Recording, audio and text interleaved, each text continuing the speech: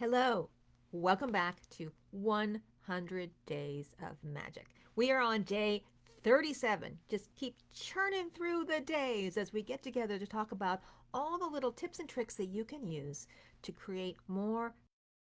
Actually, not really about creating more magic in your life, it's about changing your perception to realize the magic that is already all around you. My name is Donna Woodwell. I am the holder of space for this crossroads and magic and mastery where anyone who wants to share their own journey, talk about magic, talk about how we use our tools of magic, whether they be tarot or astrology or spell casting or whatever else you're doing, can get together and share our ideas.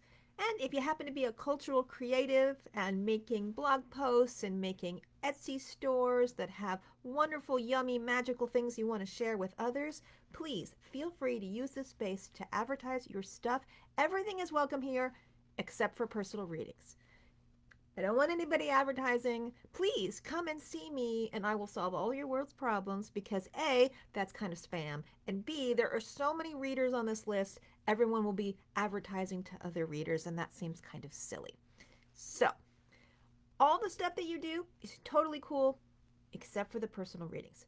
Oh, and please don't offer to cast spells on people. I didn't even know I had to put that on my no spam policy, but as we move in our magical directions, I had to add that one to the list. So, today we are going to be talking about how the elements of a ritual, what a ritual is, how it comes together, and how you can apply this to creating rituals in your own life. So before we get started, hello Boris, hello Mary, glad you're here again. It's so good to have people here live and in person where we can hold our space together. So, what is a ritual? Well, in essence, a ritual is a magical habit.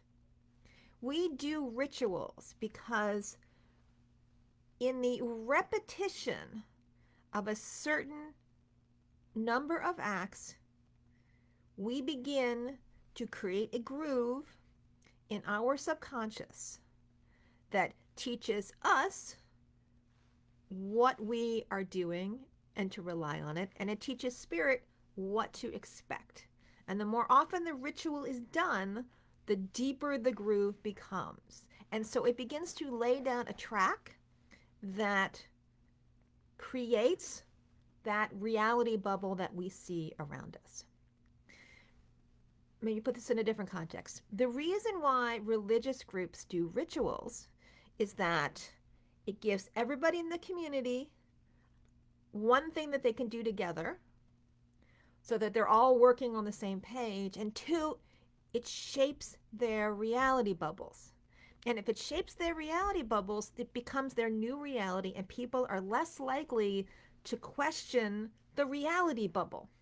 Hence why it is so important for anyone who begins to start learning magic to recognize the power of ritual and the power of habit in the more mundane sense. Is those are the building blocks from which your whole worldview is built.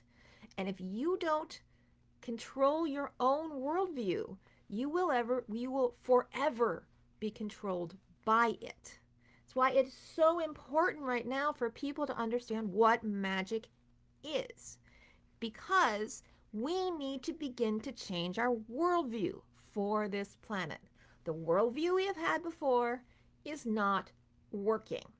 It has led us to all the crazy that you see around us.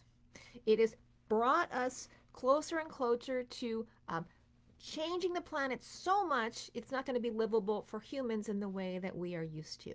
It's leading everyone to fight with each other. Yes, we fought with each other before, but it's becoming difficult to even find common ground because technology has outstripped our ability to manage it. Hence, we all need to get a bigger worldview because our world is now bigger and more complex than it ever has been before.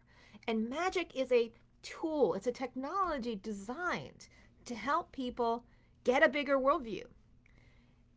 And we learn how to do that by practicing rituals. And in the process, yes, we may be creating things that we have wanted in our world, but it's giving us the skills to be able to tackle the really important stuff. It may be fun to get yourself a new car. It may be fun to manifest that dream house you've always wanted. But the real thing is manifesting the new world that we need to all move into. So take advantage of this learning bit that we have now, because those skills will become even more important as we tackle the bigger collective things that we need to tackle. Okay, so the part you're waiting for. Let's talk about what rituals are. All right, rituals are magical habits. If you think in terms of magical terminology, a talisman is an anchor for spirit in space. So talismans can hold spiritual energy, and oftentimes they're statues or certain kinds of jewelry, or even altars can be a kind of a talisman. But they're anchor points in space for us to be able to interact with spirit. A ritual is a sacred container in time for us to be able to work with spirit. And as it's a sacred container in time, it has edges. It has a beginning and an end. Actually, it has several concentric circles, and the middle part, the holiest of holies, is the place where the energetic zap happens. So when you're designing your ritual, you're going to be designing them with edges to help contain and build up the energy that you're creating in order to magnetize the energy above coming and uniting with below. Right? All rituals are done like this, not just magic rituals. Every ritual in religion, across religions, have this same format because it is the format our psyches operate in. It is a human programming format, and it applies to relationships, a beginning and an end, and a high point. It applies to sexual encounters. It applies to everything. That's why we use it when we are creating our rituals. So, using the example that we had yesterday, where we had a space clearing ritual. The first thing we did was prepare the space and gather our tools. The opposite side to that is going to be when we clean up our space and we put everything back to the way it was. So those are bookends. We can move in. The next concentric circle is going to be when we invoke the guides and spirits we're going to be working with. And at the end, we thank them for the work that they have done for us.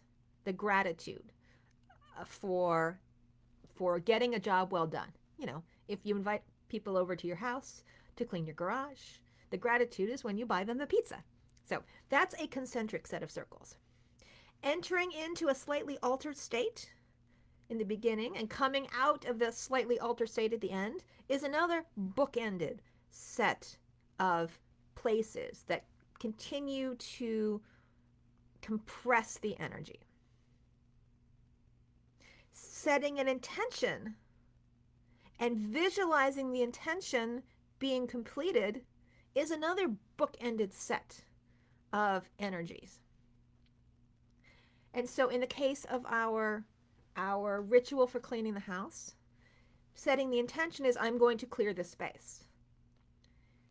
At the end, it's the equivalent of so mote it be, or this space is now cleared. It's a declaration of an intention being completed, right? And in the midst of all these concentric circles, there is the magical act itself. So in the case with space clearing rituals, that actually takes some time as you walk around from room to room, smudging the energy into the corners and visualizing the space being cleared. If this was something like a cord cutting ritual, that would be when you snip the cord and imagine the energy is broken. If this was a manifestation ritual, this would be when you raise energy and unite it with the object that is anchoring your manifestation, the symbol of your manifestation, whether it's a sigil or a candle or whatever else you happen to be using. So it's the climax, the main event. So whenever you design a ritual, doesn't matter what it's for, whether it's for space clearing, again, it's for getting that new car, if it's getting, moving to a new house, finding a pet, whatever you need to manifest in your life, consider these concentric circles as building the sacred container in time. I've had people come to me before and like say, I need to create a wedding ritual for something such, and I don't know where to start. And I'm like, okay, let's talk about the framing so that you know that the ritual is in the right order. And so people feel like they're being brought into a space, they're being transformed in some way, and then they have closure at the end. And I promise you, if you look at all the rituals in your life as having a beginning and an end, and creating a container that compresses and holds space, you're going to find all your rituals go much cleaner, manifest much more quickly, because the energy is being channeled in a way that is more useful. But if you don't believe me, this is where you have to go try it for yourself. Magic isn't real until you experience it for yourself. So I'd love to continue this conversation. If you have any questions, feel free to put them in the chat. If it's how you do your rituals differently, or if it's how you've used this method on your own, or, oh my God, that is actually how I do my rituals already. I never thought about it that way. All that is awesome. We can continue our conversation. In the next lessons, we're going to be going through applying this model of ritual design to things that can help you manifest the stuff you want in your life. So I will probably put up a poll in this group so that you can add what kind of intentions you want to manifest, so I have some idea what is most useful for those of you who are following along with this series. I would love to be able to design some things for you so that you can work on them and see what kind of results that you get, so you can see how the magic happens for yourself. Plus, humans, anybody who's done readings for other people, you realize that humans aren't that different. Yes, we have, slightly different bells and whistles. Our circumstances are mildly different. Our frosting is different, whatever. But by and large, people come because they want to earn more money, or they want to sort out a relationship, or they want to figure out their life purpose, or the drill. To the point where they come and you're like, oh, it's one of those readings. Okay, I can do that. So I have a feeling that we will be able to come up with some things that are useful for a lot of people simultaneously. Okay? So, again, my name is Donna Woodwell. I love to work with all people who want to bring more magic in our lives, not just for our own self-fulfillment, but so that we can begin to work in service for helping the planet move to where it needs to go to next. And I'm grateful for all of you who are also on that path, because we've got a lot of work to do, let's face it. So I'm glad you're here today. I'm glad you're tuning in. I'm glad you're following along. It's my honor to be here with all of you. If you want to dive a little bit deeper, I have two membership programs. One is the Society for Hour Keepers, where we meet on average 4 times a month to talk about the energy of the month, to talk about spells that match that energy, and to talk about and then to do a ceremony together where we can ground and feel that energy for ourselves. I also have a membership program called the Coven, which is for people who want to dive into understanding how magic works. We have currently 4 12-session tracks.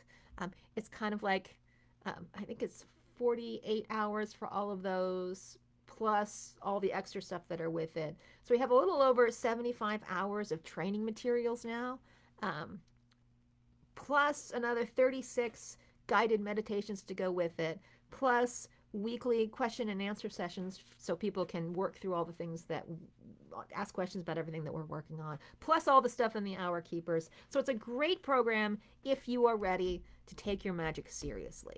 Everything is built with history and built with theory, and lots of examples of how other people are using this, and always, always, always encouragement to try it out for yourself and keep records on what's happening, because magic isn't real until you make it real. Otherwise, it's just a thought in the ethers. So I'm so glad that you're here.